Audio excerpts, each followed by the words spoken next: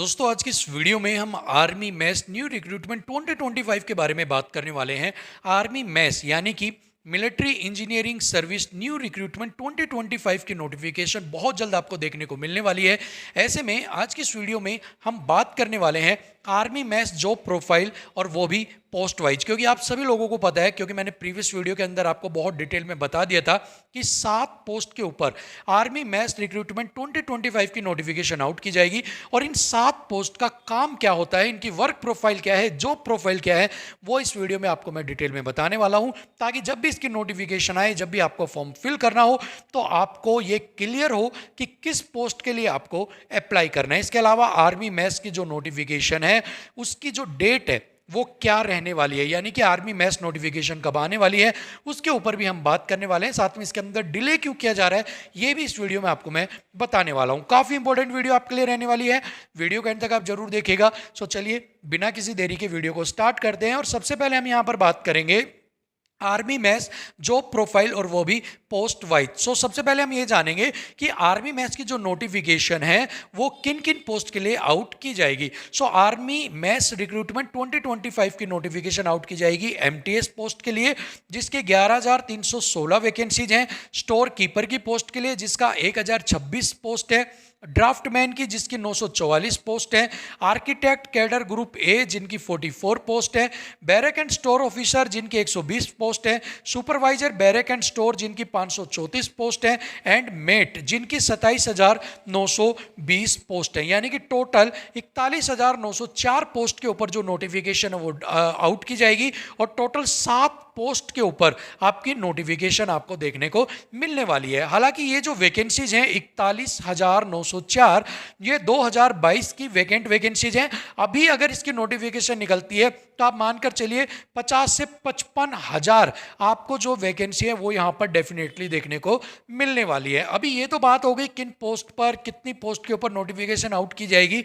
अब अगर post wise job profile की बात करते हैं तो सबसे पहले है एमटीएस। एमटीएस का मतलब होता है मल्टीटास्किंग स्टाफ। सो यहां पर पहले जो पोस्ट पियोन की होती थी वो पोस्ट को अब बदलकर किसका कर दिया गया है, एमटीएस की पोस्ट में उसको कन्वर्ट कर दिया गया है। यानी कि अभी पहले जो काम यहां पर पियोन और एलडीसी लोअर डिविजनल क्लर्क करते थे, अब सभी वो काम कौन करता है, एमटीएस यहां पर वो काम सारे करता है, सभी ड्यूटीज परफॉर्म करता है। अभी एमटीएस के मेन काम क्या है वो भी आपको यहां पर मैं बता देता हूं। So main duties of MTS are physical maintenance of record of the section, यानी कि फिजिकल रिकॉर्ड को मेंटेन करना है, आपको क्लीननेस करनी है। इसके अलावा फाइल्स और पेपर्स को एक ऑफिस से दूसरे ऑफिस के अंदर लेकर जाना है, फोटोकॉपी करनी है, फैक्स वगैरह आपको भेजने हैं। नॉन क्लरिकल वर्क जो है यूनिट के अंदर वो आपको करने पड़ेंगे।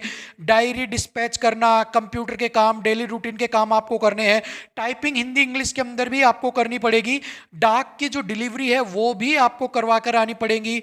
वॉच एंड वार्ड ड्यूटीज, यानी कि जो वार्ड की ड्यूटीज है, ऑफिस की ड्यूटीज है, वो आपको संभालनी पड़ेगी। Opening and closing of rooms, यानी कि जो आपके ऑफिस है उनको क्लोज करना पड़ेगा और सुबह ओपन करना पड़ेगा। आपके जो रूम्स हैं जहां पर ऑफिस है उनको क्लीन करना पड़ेगा। अगर आपकी कोई आईटीआई रिलेटेड क्वालिफिकेशन उसके रिलेटेड आपको काम करना पड़ेगा। अगर आपके पास ड्राइविंग लाइसेंस है तो आपको व्हीकल को ड्राइव करना पड़ेगा। इसके अलावा पार्क, लॉन, प्लांट्स वगैरह जो है उनको आपको मेंटेन रखना पड़ेगा और आपको जो सुपीरियर अथॉरिटी अगर कोई काम असाइन करती है वो काम भी आपको करना पड़ेगा। सो ये वर्क प्रोफाइल रहने वाली है एमटीएस की। आगे अगर हम बात करते हैं मेट की, सो देखिए पहले समय में कुछ टाइम पहले जो है मेट जो है वो मजदूर जो होते थे ना उनका हेड होता था, लेकिन अभी कुछ टाइम पहले क्या किया गया कि जो मजदूर और जो ट्रेड्समैन थे ना उनको कंबाइन कर दिया गया और उनको नाम दे दिया गया क्या, मेट। यानी कि अब वो मजदूरों का हेड नहीं है, अब वो ट्रेड्समैन जो होता है उसको यहां पर क्या कहा जाता है, मेट यहां पर कहा जाता है। जब देखिए प्रोबेशन पीरियड के अंदर, यानी कि जो मेट होता है प्रोबेशन पीरियड के अंदर जो ट्रेड होता है, यानी कि ट्रेड कौन कौन से, कुक हो गया, आपका वॉशरमैन हो गया, कोबलर हो गया, कारपेंटर हो गया, बार्बर हो गया, आप जो भी ट्रेड चुनेंगे आपके ट्रेनिंग पीरियड के अंदर आपके सीनियर के नीचे आपको एज ए जूनियर काम करना पड़ेगा।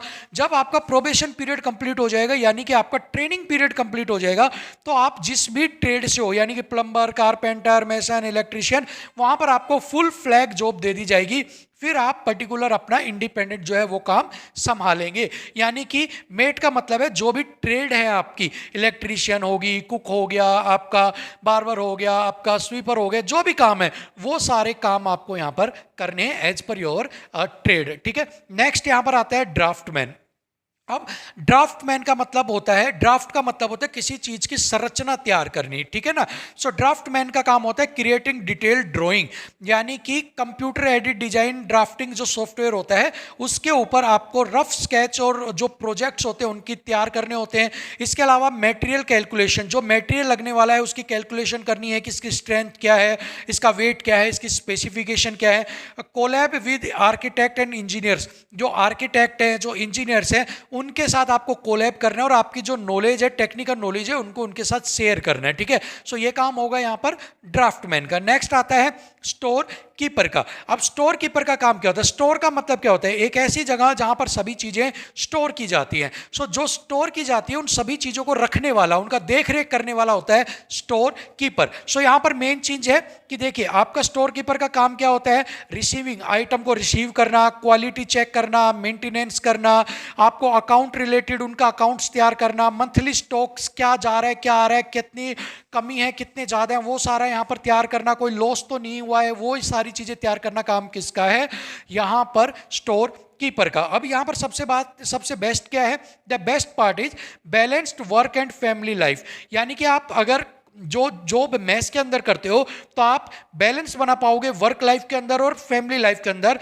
मैस यानी कि military engineer service is an organisation, एक ऐसा ऑर्गेनाइजेशन है with the best of both civil and military life, जहां पर आप मिलिट्री लाइफ भी जी सकते हैं और सिविल लाइफ भी जी सकते हैं। And one can work with pleasure, यानी कि बाकी आप अगर आर्मी की ड्यूटी में जाते हो तो आपको बॉर्डर के ऊपर रहना पड़ता है, आपको घर से भी दूर रहना पड़ता है। सो यहां पर ऐसा नहीं है, यहां पर आप पर्टिकुलर जो है आराम से सिविल लाइफ यानी कि अपनी पर्सनल लाइफ भी जी सकते हो मैस के अंदर अगर आपकी जॉब लगती है, और इसके अलावा आप आर्मी लाइफ को भी इंजॉय कर पाएंगे। सो ये बेस्ट पार्ट है। सो इसीलिए मैस की जो भर्ती है उसका इतना ज्यादा क्रेज है कि हर एक जो युवा है, हर एक आदमी जो आर्मी और फैमिली लाइफ को बैलेंस करना चाहता है वो आर्मी मैस के फॉर्म को 100% यहां पर फिल करता है। नेक्स्ट है बैरक एंड स्टोर सुपरवाइजर। अब देखिए सुपरवाइजर का काम होता है किसी चीज को सुपरवाइज करना, यानी किसी चीज को देख रेख करना। अभी बैरक स्टोर की अगर मैं बात करता हूं तो स्टोर कीपर के अंडर स्टोर रहता है, लेकिन स्टोर के अंदर क्या क्या चीजें चल रही हैं, क्या स्टोर कीपर सही से काम कर रहा है,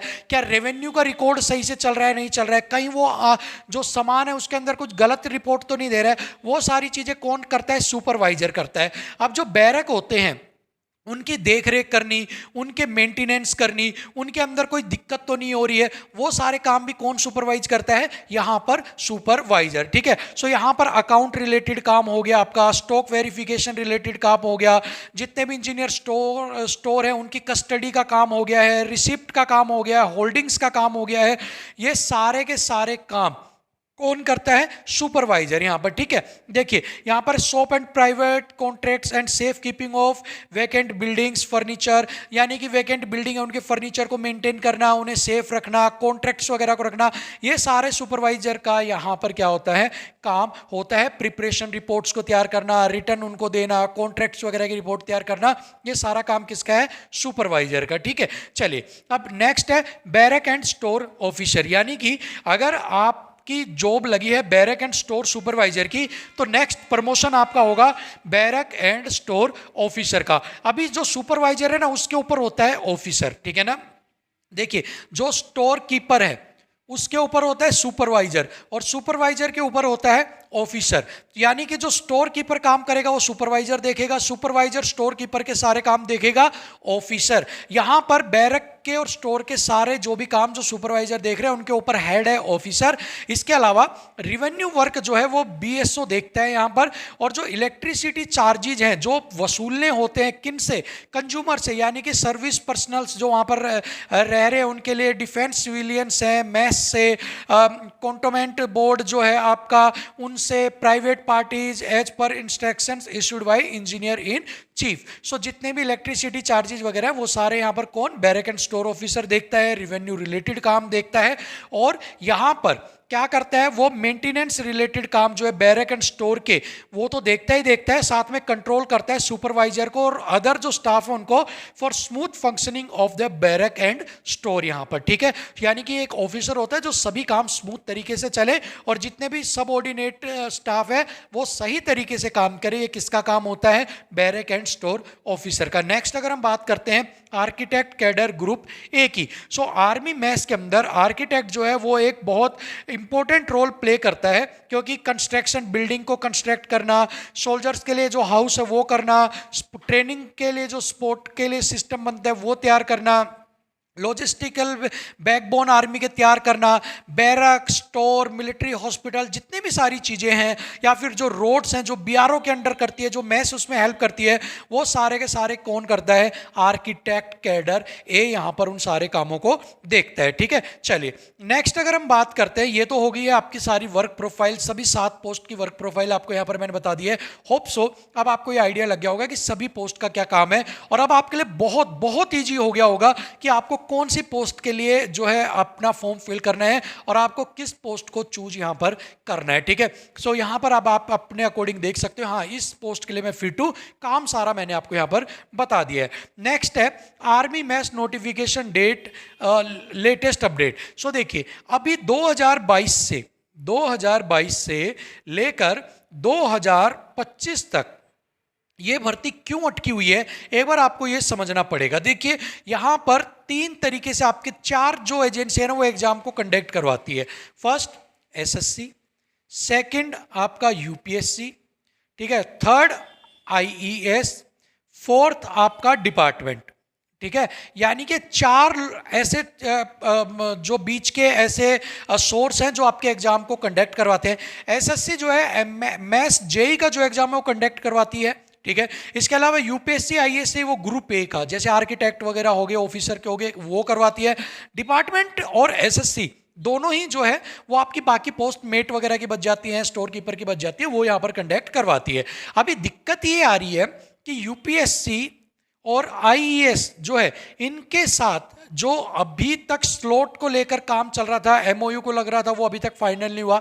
एसएससी जो है वो अभी तक बैरक एंड स्टोर सुपरवाइजर का हो गया, स्टोर कीपर का हो गया, मेट का हो गया, एमटीएस का हो गया, इनके एग्जाम कंडक्ट नहीं करवा पाई है, ठीक है, करवाया ही नहीं है अभी तक। वो सिर्फ जेई का जो एग्जाम है वो कंडक्ट करवाती है। डिपार्टमेंट के पास इतना सोर्स नहीं है कि वो सारे एग्जाम्स को कंडक्ट करवा पाए। इसी वजह से ये जो भर्ती है ये डिले जो है वो यहाँ पर होती जा रही है। लेकिन अभी एज पर सोर्स यूपीएससी जो है वो आर्किटेक्ट और ऑफिसर के एग्जाम कंडक्ट करवाई या फिर आईएएस करवाई, ऐसा एमओयू साइन करवाने के लिए कोशिश चल रही है।